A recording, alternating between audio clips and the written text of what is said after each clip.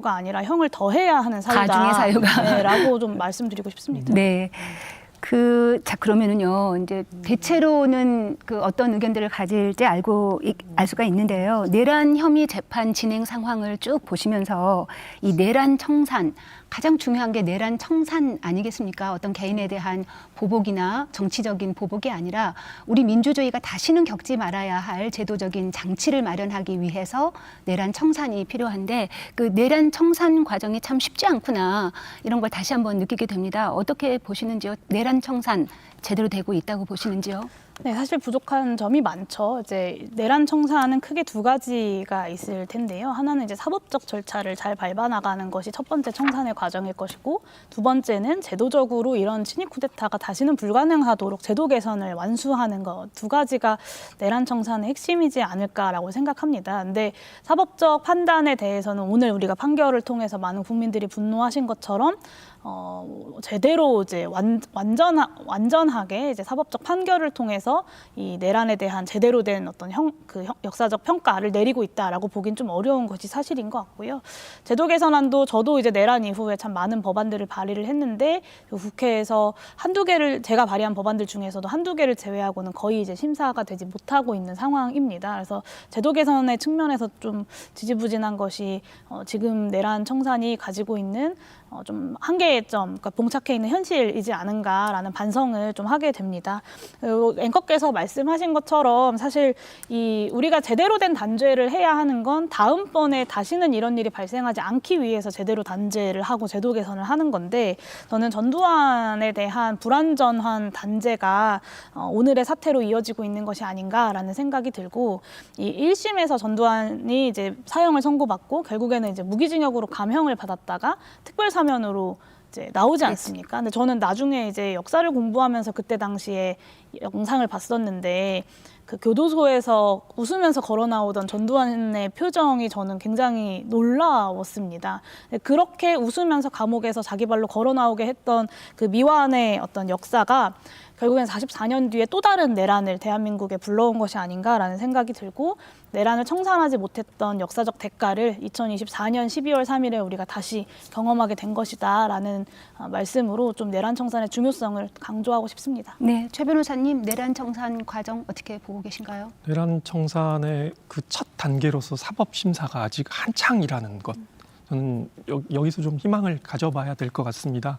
물론 지금 400여일이 넘는데 이제서야 판결이 나왔는가 하는 그런 아쉬움도 있지만은 이제 최소한의 어떤 안전장치는 마련되었다라고 우리가 생각을 하고, 보다 신속한 재판을 강조하기보다는 엄정하고 공정하고 명확한 재판이 있어야 될 것 같습니다. 그 여러 가지로 증명되어야 될 것들도 많고, 1심 재판부에서 증거를 배척했다면 왜 증거를 배척했는지에 대해서 특검도 굉장히 집중적으로 파고들어야 될 것 같습니다. 일단 이 문제를 그렇게 면밀하게 정확하게 파악을 하고 나서 우리의 권력 구조가 잘못 작동되었을 때는 어떤 방식으로 권력을 사유화하고자 하는 한 몇 사람에 의해서 어떻게 우리 민주주의가 좌지우지될 수 있다라는 그 선례를 명확하게 남겨야 된다고 생각합니다. 그것이 바로 항소심과 앞으로 연이어서 선고될 재판부에서 좀 더 철두철미하게 사실 심리를 해서 파악해야 될 부분이 아닌가, 그런 생각입니다. 네, 내란 청산과 관련된 사법 심사가 한창이다 이런 말씀을 주셔서 제가 이제 궁금한 게 한 가지 생겼는데요. 지금 윤석열 재판 이외에 다른 재판들도 진행 중입니다. 네. 예를 들면 이상민 전 행안부 장관에 대한 선고는 얼마 전에 있었고요. 또 박성재 법무장관에 대한 선고는 아직 일어나지 않았죠. 이 윤석열에 대한 무기징역이 다른 재판 선고에도 어느 정도 영향을 미칠 수 있는지 또 그것도 궁금해지네요. 그런 질문을 저 스스로에게도 한 번씩 던져봤거든요. 만약에 내가 이것에 대해서 판단을 한다면 어떤 형을 선고할 수 있을 것인가. 이제 저희 법률가들이 보통 그럴 때 선례를 찾아보거든요. 네. 그러니까 비교할 수 있는 사례라는 게 대한민국뿐만 아니라 전 세계에도 얼마 없고, 그래서 재판부도 갑자기 뭐 중세시대 판결로 넘어가서 자료도 열심히 수집하셨던 걸로 오늘 들었는데, 근데 지금 가장 비근한 예로 우리가 비교 대상으로 삼는 게 지금 전두환 내란 사건입니다. 근데 또 법리적으로 보면은 다른 재판부에서 적절하게 표현했듯이 이것은 하향식 내란이잖아요. 그 전두환이 했던 상향식 내란과는 또 궤가 많이 다릅니다. 네. 그래서 법리적으로 이 점들을 좀 정리하려면 지금 계속 여러 가지 벌써 한 서너 분에 대한 판결이 있었는데 그때마다 재판부에 바라보는 인식 방향이 조금씩 달랐다고 보여지거든요. 이것이 조금 선고가 되면서 하향식 내란에 대해서 국민적인 관심과 더불어서 어떻게 엄정하게 단죄하는가 이러한 것에 대한 선례를 자꾸 쌓아가야 됩니다. 쌓아가는 것이 그것이 사법부가 지금 앞으로 해야 될 커다란 책무라고 생각합니다. 그러니까 이제 우리가 이런 내란 재판의 선례가 많지 않아서 어떤 예측하기가 참 쉽지는 않습니다만 1심과 2심, 이제 3심까지 보통 가게 될 때 달라지는 경우가 종종 있습니까? 뭐 1심에서 내린 것보다 훨씬 중한 어떤 선고가 나온다든지 반대로 1심보다 더 약한 게 나온다든지 이런 게 내란 재판에서 가능한지.